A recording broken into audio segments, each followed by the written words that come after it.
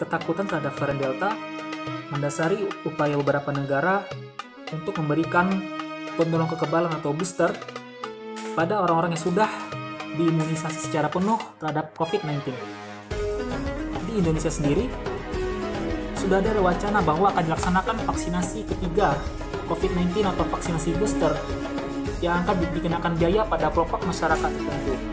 Namun, terbatasan bukti ilmiah yang mendukung kebutuhan dan efektivitas dosis booster ini atau vaksin dosis ketiga inilah menjadi topik perdebatan di saat banyak negara di dunia tidak memiliki cukup vaksin. Sebagai seorang mahasiswa, bagaimana tanggapan Anda mengenai vaksin booster atau vaksin dosis ketiga ini? Maxi menjelaskan dosis ketiga vaksin COVID-19 di tahun 2022 mungkin tidak akan semuanya gratis. Pemerintah sudah menyiapkan anggaran hanya untuk masyarakat miskin yang datanya dilihat dari BPJS Kesehatan.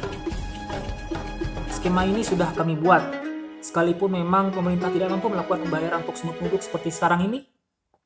Kita akan prioritaskan terutama yang masuk kalau di BPJS Kesehatan itu penerima bantuan iuran. Masyarakat miskin sebanyak 100 juta untuk dilakukan booster, ungkap Maxi dalam sebuah wawancara.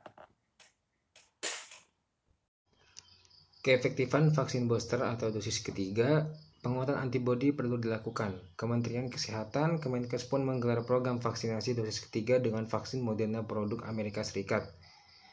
Untuk nakes, seperti vaksin berbasis mRNA yang lain, vaksin Moderna itu punya efikasi yang tinggi. Sudah terbukti di Amerika Serikat, vaksin ini bisa membendung laju penularan COVID-19. Selanjutnya, memberikan booster untuk vaksin yang berbeda itu tidak masalah, aman dan sudah bisa dilakukan. Tujuannya menambah antibodi yang amat diperlukan di tengah gelombang kedua pandemi ini, papar Menteri Kesehatan Budi Gunadi.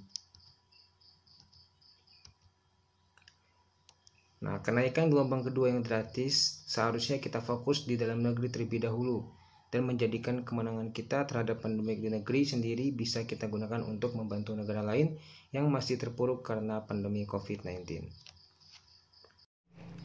Corona penyebab COVID-19 masih terus bermutasi dan menghasilkan banyak sekali varian atau virus baru.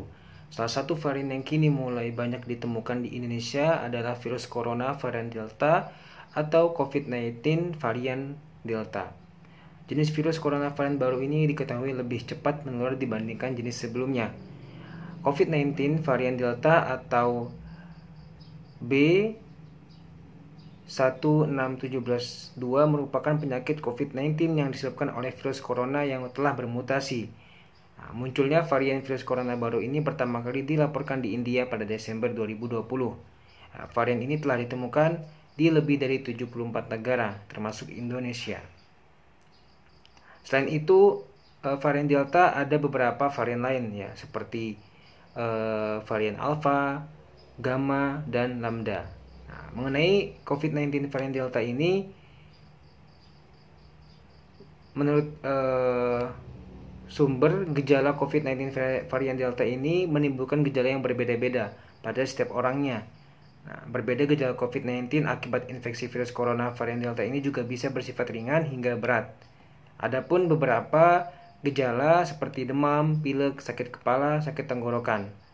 Nah, di samping itu, gejala tersebut COVID-19 varian Delta juga mungkin akan menimbulkan gejala umum COVID-19 lainnya, ya, seperti batuk, sesak nafas, kelelahan, anosmia, nyeri otot, serta gangguan pencernaan.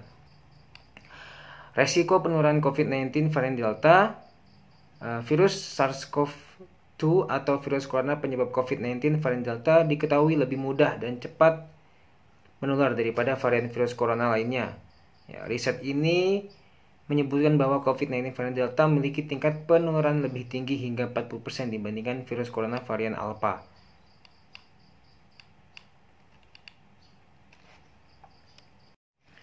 Selain itu, virus corona varian Delta diketahui dapat menimbulkan komplikasi yang lebih parah pada pasien lansia atau yang memiliki penyakit penyerta sebelumnya seperti diabetes, hipertensi, atau asma. Nah, varian virus corona baru ini juga lebih mudah menginfeksi anak-anak, remaja, dan orang dewasa di bawah usia 50 tahun. Nah, orang dengan kelainan sistem imun dan orang-orang yang belum mendapatkan vaksin COVID-19 juga berisiko sangat tinggi terinfeksi COVID-19 varian Delta ini.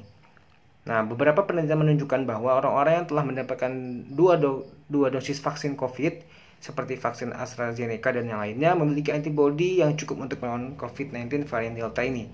Lalu, bagaimana sih dengan orang-orang yang baru mendapatkan vaksinasi dosis pertama? Nah, vaksinasi dosis pertama hanya memberikan perlindungan terhadap varian Delta sebanyak 33%, sementara perlindungan vaksin COVID-19 dosis lengkap terhadap varian Delta diketahui bisa mencapai 60-80%. Tidak berbeda dengan perlindungan vaksin COVID-19 terhadap varian virus lainnya. Nah, yang paling terpenting adalah tetap patuhi protokol kesehatan untuk mencegah COVID-19 varian baru ini, ya. Dan juga jangan lupa lakukan vaksinasi COVID-19 yang merupakan salah satu langkah penting untuk mencegah penularan COVID-19 varian Delta ini. Baik, cukup sekian kampanye Baksosnas MMLC 2021 dari kelompok kami. Kurang lebih yang mohon maaf. Wassalamualaikum warahmatullahi wabarakatuh.